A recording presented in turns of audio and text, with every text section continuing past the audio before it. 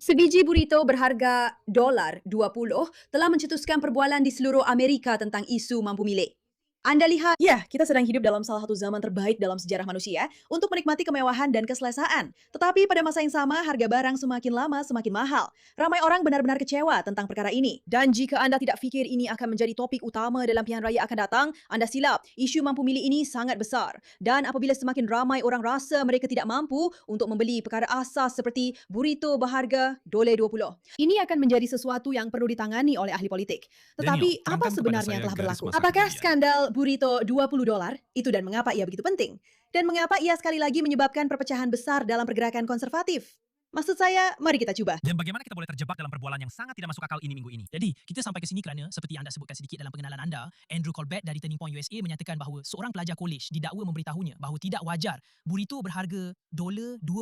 Yang mana anda tahu? Itu benar. Jika ia benar, saya setuju. Ia memang tidak wajar. Dan selepas itu, apa yang berlaku ialah Joel yang bersama kita di sini, Gordon, dan anda tahu, saya rasa dia telah menamatkan hujah itu dengan mengatakan bahawa anda boleh sahaja masak sendiri, betul? Dan anda hanya perlu belanja $20 untuk keseluruhan. Berapa orang tadi? 6? 6 orang anak. Ya, sesiapa pun boleh buat, betul? Awak tahu, saya rasa orang ramai perlu bertenang. Perlu bertenang. Okey, jadi pada dasarnya perbualan ini bermula kerana Andrew Colbert bercakap tentang betapa mahalnya untuk hidup di Amerika sekarang dan burrito berharga $20 adalah harga yang sangat gila. Kemudian Joel Berry yang merupakan penerbit rancangan Jerry B. Boring Show membalas dengan berkata, "Lihat, dengan $20, saya boleh beri makan seluruh keluarga saya. Kami hanya masak di rumah. Anda tidak semestinya perlu makan di luar. Memang betul harga barang semakin mahal, tapi Anda juga boleh makan dengan harga biasa di rumah." Dan itu adalah persoalan yang ramai orang tertanya-tanya. Adakah itu benar? Sedikit tentang perkara-perkara ini anda tahu hakikat bahawa naib presiden memanggil mak maki gemuk hanya kerana perbezaan pendapat. Memang sangat tidak masuk akal.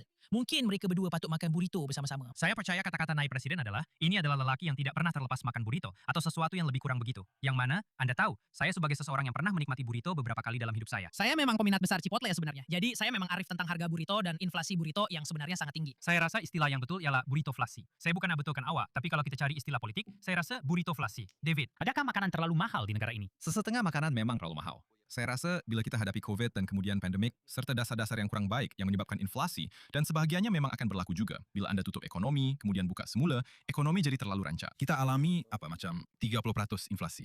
Atau lebih kurang begitu saya rasa. Tapi dalam 2 tahun lepas, saya dah tengok, sebenarnya taklah seteruk itu. Maksud saya rasa sekitar 2.5 dan 2.9 dalam 2 tahun lepas untuk makanan yang anda beli di pasaraya. Tapi kalau anda makan di luar, ia sekitar 3.7, 3.9. Jadi kita tak ada mesin masa.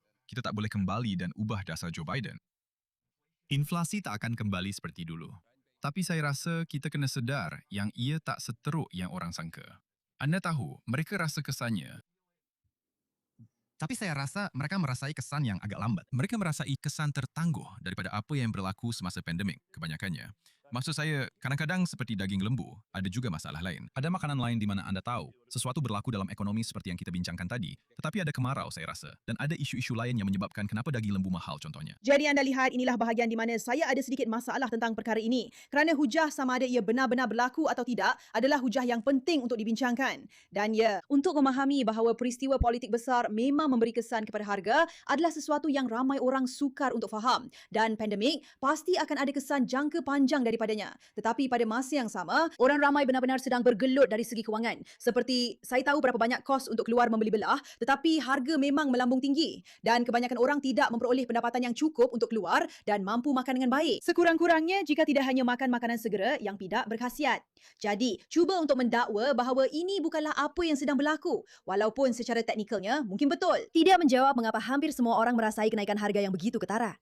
Kenapa semua orang mengalami perkara ini jika ia sebenarnya tidak berlaku? Adakah kerana apa yang berlaku semasa pandemik? Baiklah, jadi apa yang kita lakukan untuk mengatasinya? Sangat sukar untuk menerangkan teori abstrak kepada orang muda dan memberitahu mereka bahawa mereka sebenarnya tidak sedang bergelut.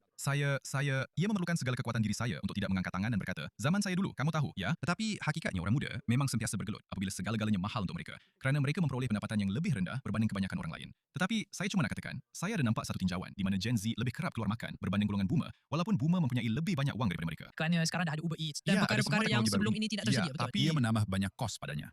Bila anak-anak saya buat begitu, saya rasa nak marah sangat. Ia menambah 10, 15, 20 dolar pada satu hidangan. Dan itu satu perkara yang menarik. Mungkin bukan makanan yang semakin mahal, cuma kemalasan dan tabiat kita yang semakin teruk. Dan kita rasa kita layak untuk makan di luar. Maksud saya ingat masa saya membesar dulu, makan di luar adalah sesuatu yang istimewa. Tapi sekarang, kita boleh makan di luar setiap hari. Dan memang betul, kalau anda guna mana-mana aplikasi atau kalau anda pergi ke mana-mana restoran yang lebih mewah dan mahal, yang dahulunya dianggap sesuatu yang istimewa, anda akan membelanjakan lebih banyak wang daripada yang sepatutnya berbanding jika anda belajar membeli dan memasak di rumah seperti yang dilakukan oleh ibu bapa kita dan seperti kita dibesarkan.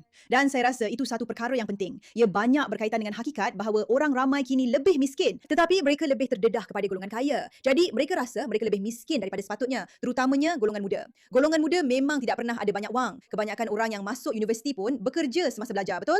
Kecuali mereka datang dari keluarga yang kaya. Golongan muda memang tidak sepatutnya kaya kerana mereka berada di sekolah sepanjang hari. Mereka belajar sepanjang hari dan mereka dapat allowance daripada ibu bapa jika bernasib baik atau mereka bekerja. Contohnya sebagai barista atau di tempat cuci kereta. Itulah yang dilakukan oleh golongan muda. Tetapi dengan media sosial dan pendedahan kepada orang yang menjana lebih banyak wang serta normalisasi orang yang lebih tua mempunyai lebih banyak wang kerana mereka telah mengumpul kekayaan itu dan gaya hidup yang golongan muda sudah terbiasa dan selesa dengannya, ia memang masuk akal kenapa orang rasa kecewa tentang perkara ini. Tetapi persoalannya, adakah ia lebih kepada soal rasa berhak daripada apa yang sebenarnya sedang berlaku? Tentang inflasi yang sebagian besarnya didorong oleh COVID. Saya selalu suka membetulkan dan mengatakan bahawa COVID bukan punca masalah kita. Tindakan kerajaan terhadap COVID yang menyebabkan semua masalah kita.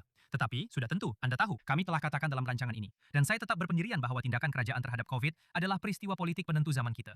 Ia melangkaui peristiwa 11 September. Ia akan kekal bersama kita sepanjang hayat. Ia adalah salah satu tindakan kerajaan yang paling melampau dalam sejarah, saya rasa, dunia. Memandangkan semua orang turut serta dalam kegilaan itu. Maksud saya, ia lebih teruk di sesetengah tempat. Anda boleh secara fizikal dipaku di dalam rumah anda di China. Saya rasa ini juga menarik kerana pada zaman sekarang, kita sudah terbiasa dengan tindak balas yang pantas terhadap sesuatu perkara dan kitaran berita bergerak begitu cepat. Mudah untuk kita lupa bahawa hanya 5 tahun lalu, kita telah mengalami satu peristiwa yang sangat traumatik sebagai sebuah budaya, sebagai satu masyarakat. Dan perkara itu memang memberi kesan jangka panjang pada zaman di mana kita jarang memikirkan akibat jangka panjang. Ia sangat awak macam, apa? Apa maksud awak? Ia baru saja berlaku sekarang. Tidak. Sesuatu perkara memang ada kesan jangka panjang. Jika awak seorang kanak-kanak dan mengalami trauma, ia akan memberi kesan kepada kehidupan dewasa awak. Cara, sesuatu perkara berfungsi ialah perkara yang berlaku pada masa lalu, memberi kesan kepada masa depan. Tetapi kita hidup dalam zaman yang hanya memikirkan masa sekarang sehingga kita lupa tentang itu. Ini adalah satu peristiwa yang sangat mengganggu dunia secara besar-besaran. Untuk generasi yang kita banyak bincangkan, iaitu Gen Z, anda boleh kata, mereka tak patut guna Uber Eats. Dan memang kita boleh kata, pada zaman kita dulu, makanan lebih mahal sebagai peratusan daripada pendapatan purata. Dan kita ada kurang pilihan yang lebih teruk. Makanan memang secara literal rasa lebih teruk masa kita kecil dulu. Walaupun kadang-kadang kita masih rindu dengan makanan tu. Kita memang ada jauh lebih sedikit pilihan. Dan kebanyakan daripada kita membesar makan, terutamanya bila kita melangkah ke alam dewasa. Dan secara semula jadi, kita turun sedikit daripada kemewahan ibu bapa kita kepada realiti taraf hidup kita sendiri. Kita tahu, ramai antara kita makan dengan sangat-sangat sederhana masa umur 20-an sebelum kita dapat tapak dan mula lebih lagi. Namun, budak-budak ni bukan mula guna Uber Eats sebab ia mudah. Mereka mula guna Uber Eats sebab kerajaan mereka beritahu, kamu tak boleh keluar rumah untuk makan. Jadi, walaupun dalam hal ini kita rasa kesan mendalam dan berpanjangan dari zaman COVID. Mudah untuk kata mereka berbelanja terlalu banyak, terlalu terasing, dan jadi terlalu individualistik kerana media sosial yang sangat meluas. Sampai kita ingat yang kita betul-betul kunci mereka di depan komputer dan telefon. Dalam sesetengah kes di bandar yang dikuasai Demokrat selama 2 tahun atau lebih. Sebab itu saja yang mereka ada. Hey, selamat kembali. Betul. Jadi persoalan tentang jangkaan adalah sebahagian besar daripadanya. Ya, ada peristiwa besar yang membawa kesan tertentu. Dan kita semua perlu faham bahawa ada kesan-kesannya. Generasi muda akan mengalami kesan daripada apa yang berlaku dengan COVID, apa yang berlaku dengan konflik, apa yang berlaku dengan media sosial di mana kita telah menormalkan kanak-kanak kecil mempunyai akses kepada teknologi bila-bila masa dan dengan apa cara sekalipun kerana kita sebagai orang dewasa ketagih dengannya dan kita tidak tahu apa yang perlu dilakukan. Semua perkara ini akan ada kesan-kesannya dan sebahagian daripada kesan itu ialah kanak-kanak akan mempunyai jangkaan yang lebih tinggi terhadap diri mereka sendiri dan menjadi lebih tidak berpuas hati. Maksud saya, kita semua tahu bahawa rahsia untuk menjadi tidak bahagia ialah membandingkan diri dengan orang lain. Jika anda mahu menghabiskan hidup anda dengan membandingkan, maka anda akan rasa seperti anda tidak cukup baik dan itulah yang berlaku di seluruh internet. Internet memang medan untuk saling membandingkan. Jadi, jika anda meletakkan golongan muda yang belum lagi membangunkan diri sepenuhnya dan yang belum mempunyai banyak wang dan anda sentiasa membandingkan mereka dengan orang yang mempunyai lebih daripada mereka, mereka akan sentiasa berasa tidak bahagia, merasakan semuanya hak mereka dan mengharapkan lebih. Dan walaupun kualiti makanan mungkin telah meningkat atau akses kepada makanan mungkin lebih baik berbanding dahulu dan semua perkara itu memang benar, ia hampir sukar untuk merendahkan jangkaan golongan muda. Dan saya rasa kita sebagai masyarakat yang lebih tua, walaupun saya sendiri tidak pasti sama ada saya dianggap lebih tua, tetapi sebahagian daripada kita perlu sedar dan mengakui bahawa setiap tindakan ada akibatnya. Dan kita tidak boleh sekadar marah apabila Gen Z mengadu tentang kehidupan yang telah diberikan kepada mereka dengan begitu mudah atau yang juga dikenali sebagai golden handcuffs. Tetapi sebaliknya, fahami bahawa mereka sedang bergelut dengan perkara ini dan fikirkan apa yang boleh kita lakukan sebagai sebuah masyarakat untuk memperbaikinya. Terima kasih atas perhatian anda kepada Cik Mata.